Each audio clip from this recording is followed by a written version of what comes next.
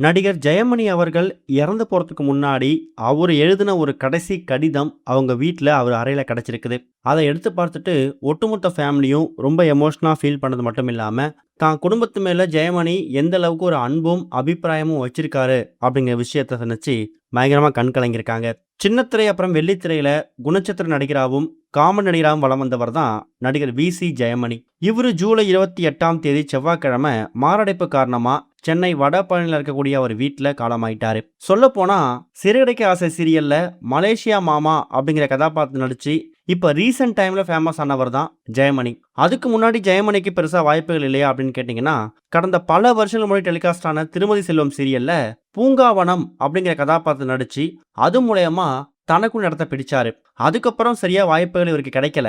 இருந்தாலும் இவருடைய கெரியர்ல கம்பேக் அப்படின்னா அது சிறுகதைக்காசு சீரியல்ல வரக்கூடிய மலேசியா மாமா கேரக்டர் தான். இது இல்லாம ஒரு சில திரைப்படங்கள்லையும் சின்ன சின்ன கதாபாத்திரம் நடிச்சிருக்காரு.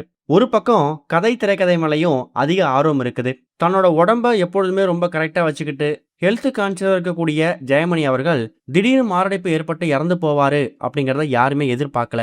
மெட்டி ஒலி, கல்யாண பரிசு இது மாதிரி தொடர்கள்ல சின்ன சின்ன கதாபாத்திரம் நடிச்சாலும் அந்த கேரக்டர் ரொம்ப ஸ்ட்ராங்கான கேரக்டர். இவர் திடீர்னு மாரடைப்பு ஏற்பட்டு இறந்து போனதுக்கு அப்புறமா அவங்க குடும்பத்தை சேர்ந்தவங்க ஒரு மிகப்பெரிய துயரத்துல மூழ்கியிருக்காங்க.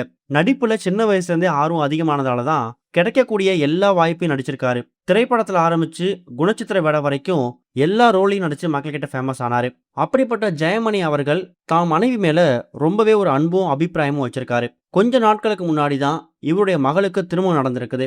அந்த திருமணத்தப்ப ஒருத்தவங்க மேக்கப் போட்டிருக்காங்க, ரொம்ப அழகா போட்டிருக்காங்கன்னு ஃபன்னா அவர் பேசின வீடியோ கூட இப்ப ரீசெண்டா ட்ரெண்டிங்ல இருந்துச்சு. அப்படிப்பட்ட வி.சி. ஜெயமணி தன்னோட மனைவி மேல வச்சிருக்கக்கூடிய ஒரு அன்பை வெளிப்படுத்தணும் அப்படிங்கிறதுக்காக தான் தான் மனைவி கிட்ட தப்பு பண்ணி மாட்டிக்கிட்டாலோ, இல்ல மனைவி தான் மேல கோபமா இருந்தாங்களோ, அதை அவங்கள சமாதானப்படுத்துறதுக்கு, அவங்கள சரி பண்றதுக்கு மன்னிப்பு கடிதம் எழுதி அதை ஒரு கிஃப்ட்டை வச்சு பேக் பண்ணி கொடுக்கறது ஜெயமணி அவரோட வழக்கமாகவும் இருந்திருக்கு. அப்படிதான் 2-3 நாட்களுக்கு முன்னாடி கூட அவர் ஷூட்டிங் போயிட்டு லேட்டா வந்திருக்காரு அப்படிங்கிறதுக்காக அவங்க மனைவியும் செல்லமா கோச்சிக்கிட்டு இருந்திருக்காங்க. அந்த நேரத்துல தான் மனைவிக்கு பிடிச்ச ஒரு பொருளை வாங்கி அதுல ஒரு லெட்டர் எழுதி மன்னிப்பு கடிதம் மாதிரி ஒரு அப்பாலஜி லெட்டர் மாதிரி செல்லமா எழுதி தான் அன்பை வெளிப்படுத்தி வச்சிருக்காரு. இது எல்லாமே திங்கக்கிழமை நடந்திருக்கு. செவ்வாய்க்கிழமை மாலை ஒரு 6-7 மணிக்கு மேலதான் இவர் இறந்துட்டாரு அப்படிங்கிற செய்தி வெளிவந்திருக்கு. அந்த நேரத்துல என்ன பண்றதுனே தெரியாம ஒட்டுமொத்த குடும்பமும் பயங்கரமா தவிச்சிருக்காங்க. நேத்து அவருடைய இறுதிச் சடங்கு நடந்திருக்கு.